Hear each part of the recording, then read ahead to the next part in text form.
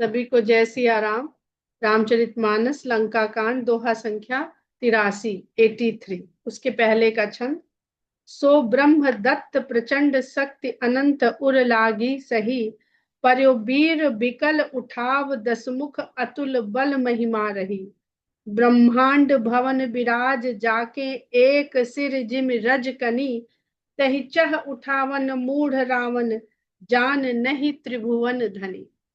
तीनों लोकों के स्वामी को मूर्ख रावण जान नहीं रहा है, समझ नहीं रहा है। देख पवन सुत धायो बोलत बचन कठोर, आवत कपि हन्यो तेहि मुष्टि प्रहार प्रघोर। ये देख करके हनुमान जी भागते हुए आए, दौड़ते हुए आए और रावण को कठोर वचन बोलते हुए आए। हनुमान जी को आता हुआ देखकर रावण ने उनके ऊपर मुष्टिका से प्रहार किया।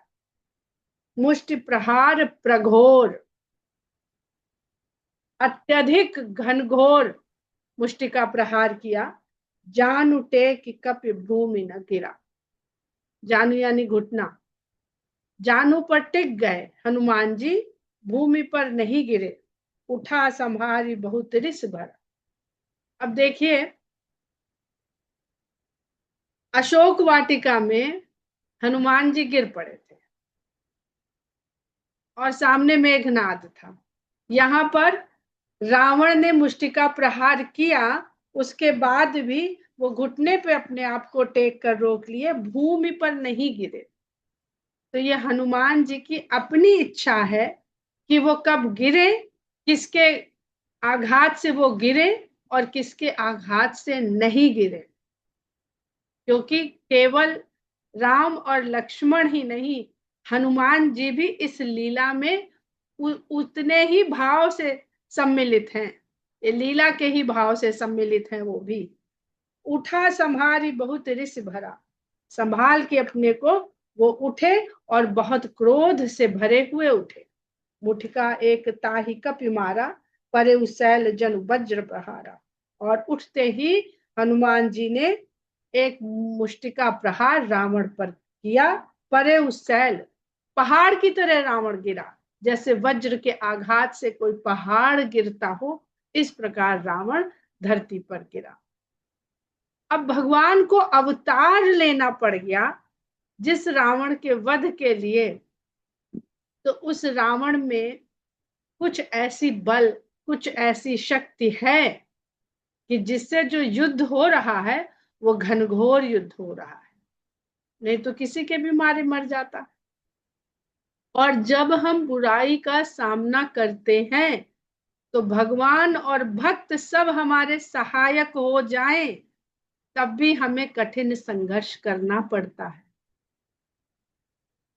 खाली एव मस्तु कह देने से हमारे संकट दूर नहीं हो जाते, क्योंकि कहीं ना कहीं से ये संकट और ये संघर्ष हमारे अपने ही कारण हमने यहाँ पर इसमें अपने को फंसाया है। निवेदिता जी ने एक पंक्ति लिखी है फेसबुक में आज, उसको अगर इस युद्ध से जोड़ करके देखेंगे आप, तो वो बहुत अच्छे से आपको समझ में आएगा कि क्यों ये युद्ध है, क्यों ये हमारे भीतर का जो द्वंद है वही युद्ध के रूप में हमारे सामने है, और अपने भीतर के द्वंद को हम आसानी से जीत नहीं पाते।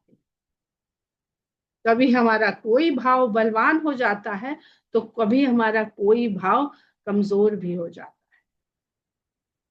क्षण प्रति क्षण पूरे जीवन हम इस बल और निर्बल के बीच में झूलते रहते हैं।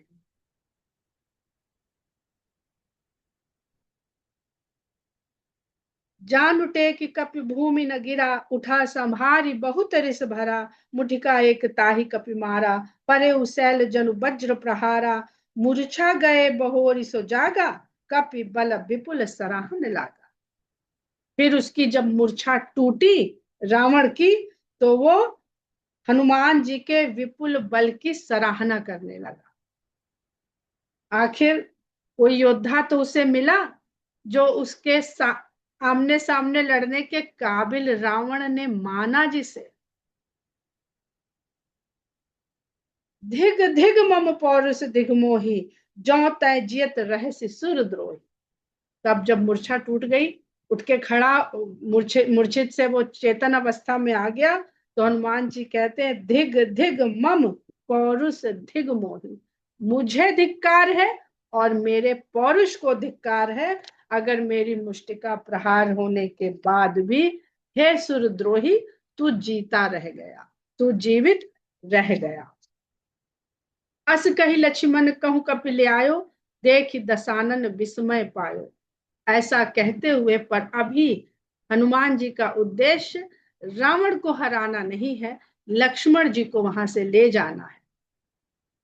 तो युद्ध में आपको कब क्या निर्णय लेना है? क्या आपका जो भीतर का बल है, आत्मबल और शारीरिक बल, ये युद्ध आत्मबल और शारीरिक बल का युद्ध है, क्योंकि वानर मन के प्रतीक है और भालू तन के प्रतीक है, शारीरिक शक्ति है। कोई भी युद्ध इस संसार में तभी जीता जा सकता है जब शारीरिक बल और आत्मिक बल या मानसिक बल बराबर अवस्था में हमारे साथ रहे, तब भी हमें इस संसार रूपी शत्रु का सामना करना पड़ता है। संसार रूपी शत्रु से मतलब संसार के लोग हमारे शत्रु नहीं है। संसार में हमारे लिए जो भोग, विषय, कामनाएं, अतृप्त इच्छाएं, वो हमारे शत्रु हैं। हमारी दोष देखने की जो वृत्ति है वो हमारे शत्रु हैं। और लक्ष्मण जी को फिर ऐसा कहते हुए, लक्ष्मण जी को हनुमान जी ने उठा लिया, ये देख करके दशानन को बड़ा विस्मय हुआ। अब लक्ष्मण जी अगर इस शक्ति को अपने ऊपर नहीं लेते तो रावण को यह दृश्य कैसे देखने को मिलता कि जिसे वो उठा नहीं पाया उसको हनुमान जी ने सहज उठाया। तो अहंकार जब तक एक एक करके टूटेगा नहीं, तब तक मुक्ति नहीं है। अहंकार का कोई भी रूप भीतर विराजमान है तो मुक्ति संभव नहीं है। और फिर हनुमान जी को अष्ट सिद्धियों का नायक माना जाता है, कहा जाता है। तो अभी हम लोगों ने जब अष्ट सिद्धियां पढ़ी, तो जो उसमें जो लघिमा सिद्धि है, वो स्वयं को भी हल्का करने की, और जिस वस्तु को हम उठा रहे हैं उसको भी हल्का कर सकने की क्षमता होती है। तभी हनुमान जी जिस वस्तु को चाहते हैं उसको लेके उड़ चलते हैं। उड़ चलने का मतलब दौड़ लेते हैं, पवन वेग से दौड़ लेते हैं। वो चाहे संजीवनी बूटी के लिए वो द्रोणगिरी पर्वत का हिस्सा हो, और चाहे भगवान राम और लक्ष्मण को बैठाना हो अपने कंधे पर, और चाहे लक्ष्मण जी को मूर्छित अवस्था में उठा करके ले जाना। मेघनाथ को भी तो वही द्वार पे रख के आए थे। जब मेघनाथ की मृत्यु हुई तो हनुमान जी ही मेघनाथ को उठा करके लंका के द्वार पे रख के आए।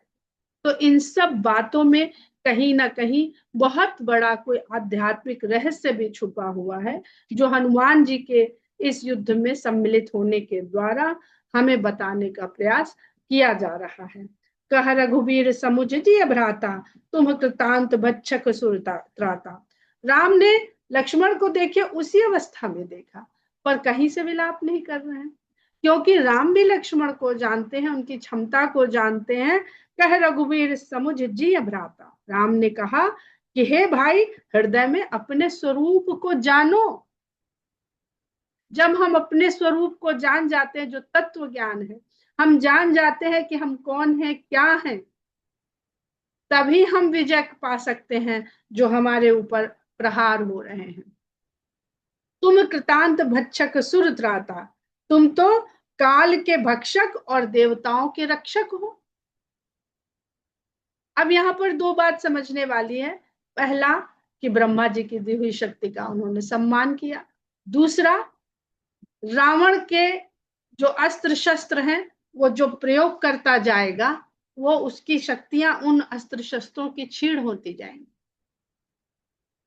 जो प्रयोग कर लिया जिसको, जिस शस्त्र को, तो वो तो प्रयोग हो गया, अब वो आगे नहीं चलेगा। आगे उसे चलाने के लिए पुनः उसका निर्माण करना पड़ेगा, तब जाके वो आपके आधुनिक हथियार से आप सोच इसको समझ के देखिए। सब अपना यूरेनियम अपने पास स्टोर करके रखते हैं, उसको वेस्ट नहीं करते हैं। बचा के रखते हैं। और वे अगर उसको प्रयोग कर लिया तो दोबारा यूरेनियम चाहिए, फिर चाहे चंद्रमा पे जाए खोजने, चाहे मंगल पे जाए, चाहे धरती के कोर तक घुस जाए, पर उसे खोजने जाना पड़ेगा। उस मिलेगा, फिर प्राप्त करेंगे, फिर उससे निर्माण करेंगे। तो टेक्नोलॉजी तो बहुत है, पर सामग्री तो सीमित है संसार में। तो जैसे ही राम लक्ष्मण से इस प्रकार कहते हैं, सुनत बचन उठ बैठ कृपाला।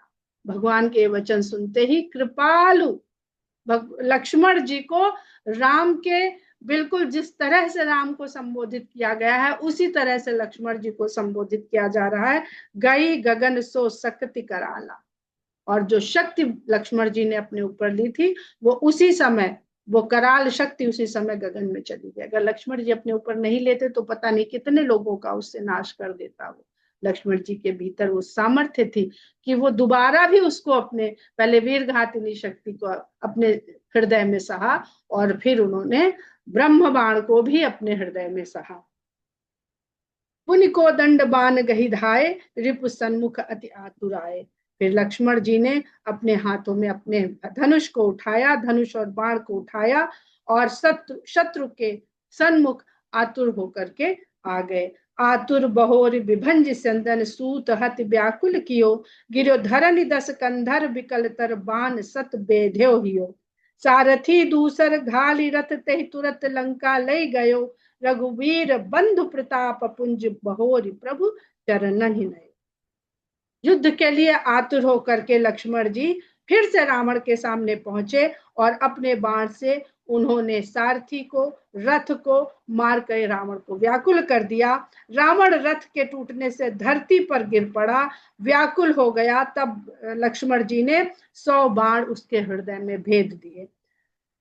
रावण का दूसरा सारथी तुरंत दूसरा रथ लेकर के आया, रावण को उसमें डाला। सारथी दूसर घाली रथ, दूसरा रथ लेकर के आया और उसमें रावण को डाल के तुरंत वहां से लंका के भीतर लेके चला गया।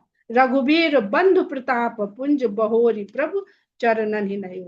लक्ष्मण जी ने भगवान के प्रताप को समझते हुए प्रताप पुंज भगवान के चरणों में आकर के फिर शीश नवाया। वहां दशानन जाग कर करे लाग कछु यज्ञ, राम विरोध विजय चह, सठ हठ बस अति यज्ञ। उधर जब दशानन की मूर्छा टूटी, तो वो फिर से, जो अभी हमने बात कही ना, जो चीज आपने प्रयोग कर ली उसको फिर से बनाना पड़ेगा, तो वो फिर से यज्ञ में जुट गया। अब त्रेता युग में इन सारे रिसर्च और मैन्युफैक्चरिंग प्रोसेस को यज्ञ ही कहा जाता है। वो फिर से यज्ञ में लग गया, और राम विरोध विजय चाहे, राम का विरोध ही होते हुए वो विजय की कामना चाहता है। सठ हठ बस अति अज्ञ, वो मूर्ख हठी अज्ञानता के वशीभूत हो चुका है। यहाँ विभीषण सब सुधि पाई, सपदि जाई रघुपति ही सुनाई। इधर विभीषण जी को ये पता चला, निश्चय ही विभीषण का जो अपना तंत्र है, उसके कुछ लोग अभी भी लंका में हैं। भले वो 4 मंत्रियों के साथ राम के पास आ गया, लेकिन उसकी पत्नी लंका में है, उसकी पुत्री लंका में है, तो निश्चय ही उनका अपना जो तंत्र है वो अभी लंका में है, और वहां से उसको वो सूचनाएं मिलती रहती हैं। तो उसको, विभीषण को जब पता चला, सपदि जाई रघुपति सुनाओ, वो तुरंत, सपदि मतलब पैदल भागते हुए राम के पास पहुंचे। नाई नाथ करी रावण एक जागा, सिद्ध भय नहीं मरी ही अभागा। हे नाथ, रावण एक यज्ञ कर रहा है, और अगर वो यज्ञ सिद्ध हो गया यानी पूर्ण हो गया, तो फिर वो अभागा मरेगा। अरे मरेगा नहीं तो अभागा कैसा?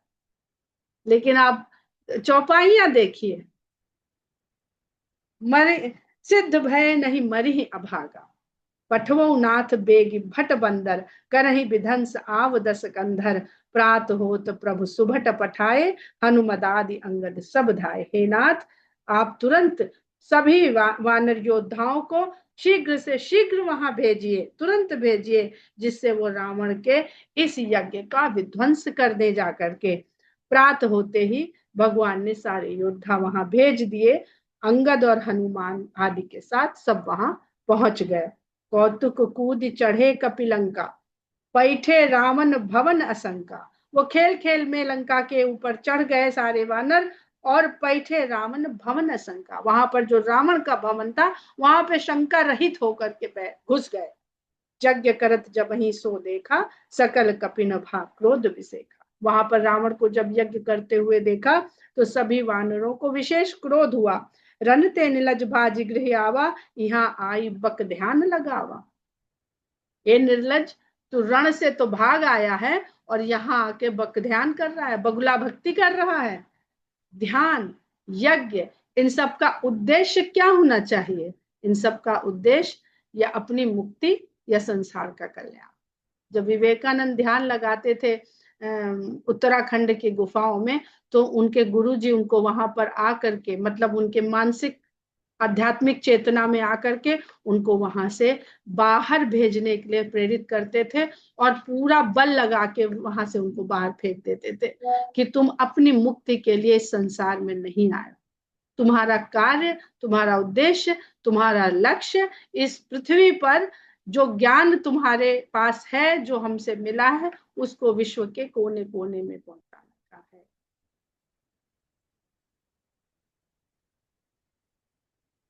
पैट रन ते निलज भाज गृह आवा, यहाँ आई बक ध्यान लगावा। अस कही अंगद मारा लाता, चितव न सठ स्वार्थ मन राता।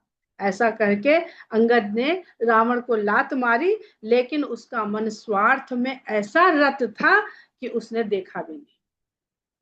लात भी सहली अंगद की, नहीं चितव जब करिकोप कपि गही, दसन लातन मारही। धर केस नारी निकारी बहोरी, ते अति दीन पुकारही। तब उठे क्रुद्ध कृतांत सम गही, चरण बानर डारही। हे बीच कपिन विध्वंस कृत मख, देखि मन मोहु हारही। जब रावण वानरों के इतनी उधम मचाने के बाद भी देखा ही नहीं उसने वानरों की तरफ, तब वानर क्रोध में भर गए और लातों से मारने लगे और दांतों से काटने लगे। धरिकेश नारी निकारी बाहर, और उसके भवन में रहने वाली स्त्रियों को बाल पकड़ के खींचते हुए बाहर ले आए, और वो दीन होकर के वो सारी स्त्रियां अपने को बचाने के लिए पुकारने लगी। ये क्या है? इस तरह का कृत्य ये वानर कैसे कर रहे हैं? रावण ने इतनी स्त्रियों का हरण किया, असंख्य स्त्रियों का हरण किया। वो पुकारती रही, चीखती रही, पर उसने किसी की पुकार नहीं सुनी, किसी के ऊपर उसे कभी दया नहीं आई। उस कर्म का फल रावण को इस प्रकार इसी धरा पे मिल जाएगा, तभी उसकी मुक्ति होगी। नहीं तो उन स्त्रियों की चीख पुकार जो अपनी रक्षा के लिए रावण के आगे चीखती चिल्लाती गिड़गिड़ाती थी, उस पाप से अभी वो मुक्त नहीं हुई। तो जितने पाप उसने किए हैं, और सब पाप जब उसके सामने होते जाएंगे, तब वो एक एक एक एक भावना से, उस पाप की भावना से मुक्त होता जाएगा, तभी उसकी मुक्ति संभव। तो भगवान जैसा उसका कृत्य है वैसा उसके साथ उसका पाप विमोचन करवा रहे हैं। जब सारे पाप से वो विमोचन हो जाएगा उसका, तब भगवान उसे मुक्ति प्रदान करेंगे। तो जो भी कर्म हम इस संसार में करते हैं, बिना उनका निपटारा किए मुक्ति संभव नहीं होती है। तब उठे क्रुद्ध कृतांत सम गही, चरण बानर डारई। ए बीच कपिन विध्वंस कृत मख, देखि मन मोहु हारई। जब रावण ने इस प्रकार स्त्रियों को, अपने महल की स्त्रियों को पुकारते हुए सुना, तब उठे क्रुद्ध कृतांत सम, तब वो काल के समान क्रोधित होकर, अपनी जब महल की स्त्री के ऊपर किसी ने हमला किया तो कैसे क्रोध में भर गया। जब वो दूसरे राजाओं, दूसरे लोगों की स्त्रियों को, पत्नियों को, कन्याओं को हरण करके लाता था, तब उसको ये महसूस नहीं होता था कि उन पुरुषों को भी क्रोध आता है, पर वो उसके आगे इतने विवश हैं, इतने दुर्बल हैं, निर्बल हैं कि वो उसका विरोध नहीं कर पाते हैं।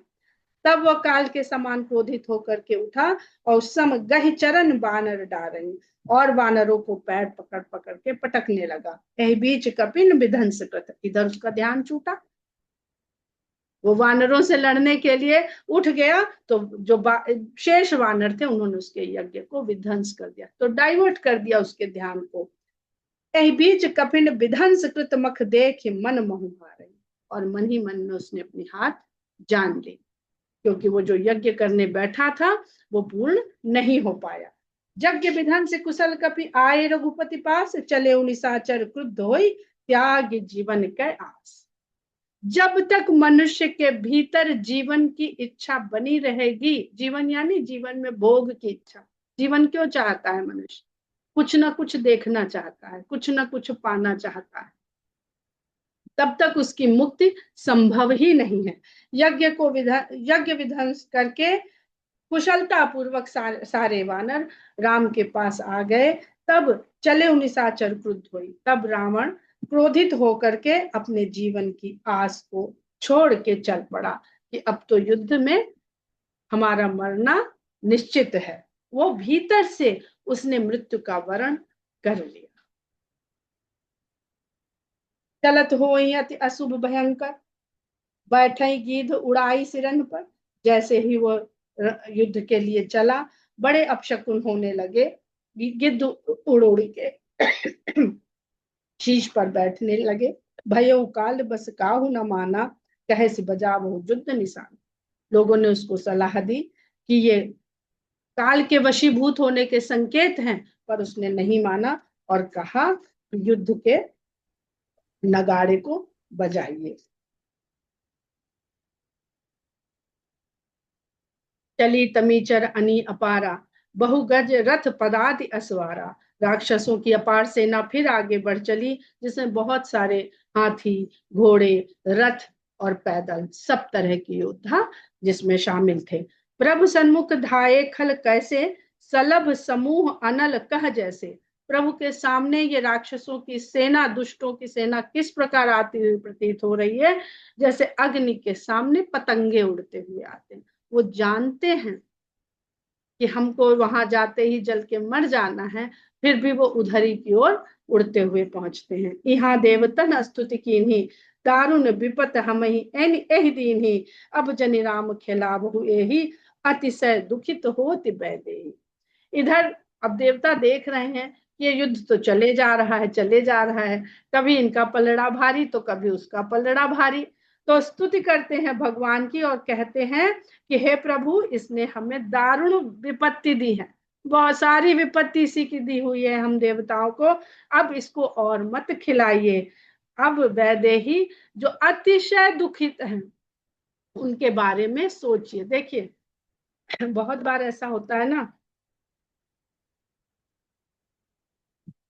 हम दूसरे का नाम लेकर के अपना कल्याण करवाने चाहते हैं। तो देवता ये नहीं कह रहे हैं, ये तो कह रहे हैं कि इसने बहुत विपत्ति दी, लेकिन उनको ऐसे लगता है जो जैसा होता है वो वैसा ही सोचता है। सामने भगवान है, उनके कार्य के लिए अवतरित हुए हैं, उनके कार्य को करने के लिए सीता माता का हरण करवाया है, सीता वहां कष्ट भोग रही हैं, लेकिन वो क्या कहते हैं कि सीता माता बहुत दुखी है, वैदेही। अरे जो वैदेही है उसको दुख काहे का? दुख तो सब देह तक ही है, देह से ही जुड़े हुए हैं। ये देवताओं की अपनी सोच है। और अतिशय शब्द को देखिएगा, तुलसीदास जी ने अतिशय, जो अतिशय शुद्ध शब्द जो अतिशय है, अतिशय शब्द बहुत चुनी हुई जगहों पर प्रयोग किया है, वहां पर ध्यान जरूर दीजिएगा। अतिशय भूखा, मातु मोही अतिशय भूखा, बड़े सुंदर सुंदर अर्थ निकलेंगे जहां जहां आप अतिशय शब्द पाएंगे। ये जो देह के भ्रम में मनुष्य फंसा हुआ, अतिशय का मतलब होता है जो पता नहीं अनादिकाल से जो चला आ रहा, जिसकी अधिकता की कोई सीमा नहीं है। तो इसी देह के भ्रम में तो मनुष्य दुखी हो रहा है। अब इसका उद्धार कीजिए। देव वचन सुनि प्रभु मुस्काना, भगवान मुस्कुराते हैं देवताओं की ऐसी बातों को सुन करके। उठ रघुवीर सुधारे बाण, राम उठ खड़े होते हैं और अपने बाण को संभालते हैं। जटा जूट दृढ़ बांधे माथे, सोहे ही सुमन बीच बिच गाथे। उनके मस्तक पर जटाओं का जूड़ा बना हुआ है जो बहुत कस के बनाया गया है, और उसके बीच बीच में पुष्प सजे हुए हैं। अरुण नयन बारिद तनु श्यामा, अखिल लोक लोचना अभिरामा। उनके नेत्र लाल हैं और तन बादलों के समान श्याम है। उनका ये रूप सारे लोकों को, सारे लोकों के नेत्र को आनंद देने वाला है। कटि तट परिकर कसो निसंगा, कर को दंड कठिन सारंग।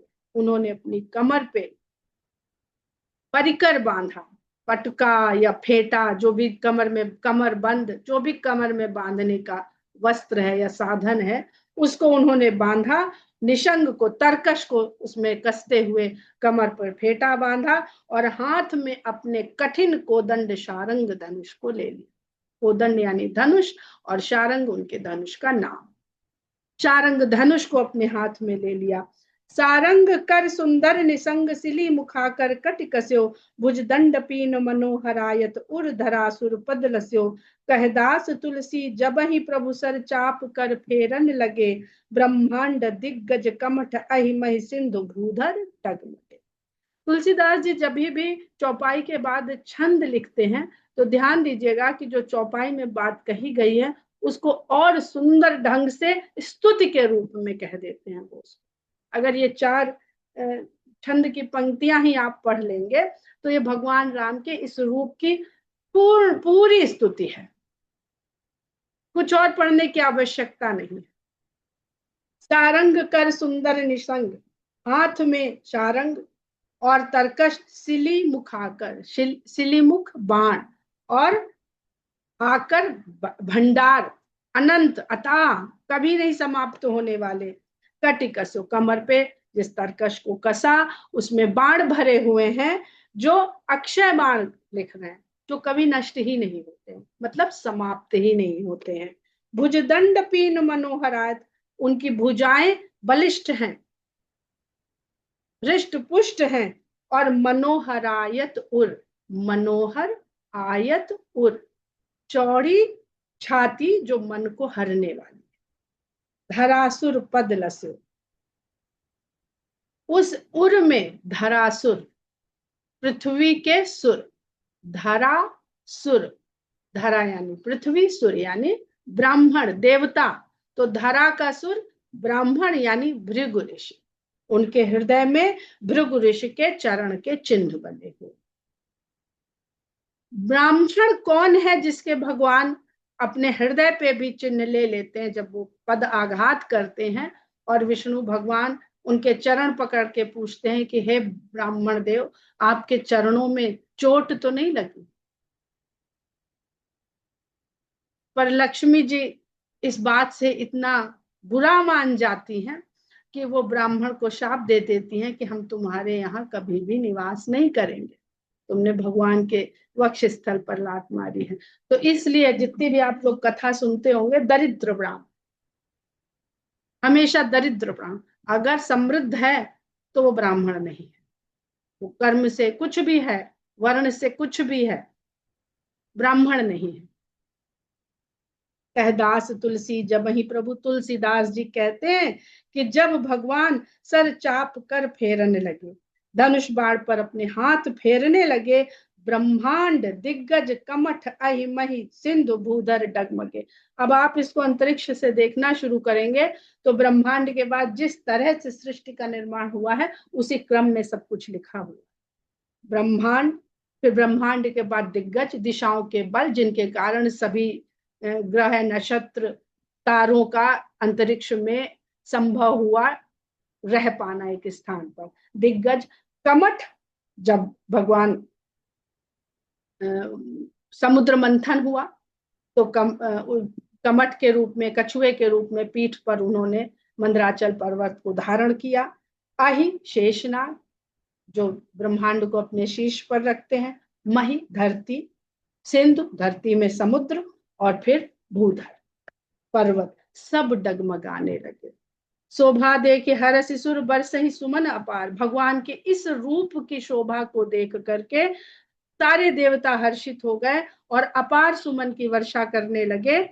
जय जय जय करुणानिधि, छवि बल गुण आगार। और भगवान की जयकार कर रहे हैं। भगवान के किस किस चीज की जयकार कर रहे हैं? भगवान की छवि की, यानी रूप की, बल की और गुण की, जो इनके भंडार हैं। सौंदर्य के भी भंडार हैं, बल के भी भंडार हैं, गुण के भी भंडार हैं। ऐसे करुणानिधि भगवान की शोभा को देख करके देवता हर्षित होकर के पुष्प बरसा रहे हैं, जयकार कर रहे हैं और हर्षित हो रहे हैं। भगवान के इसी योद्धा सुंदर रूप को ध्यान में रखते हुए हम लोग आज के पाठ को विराम देते हैं। जय सिया राम।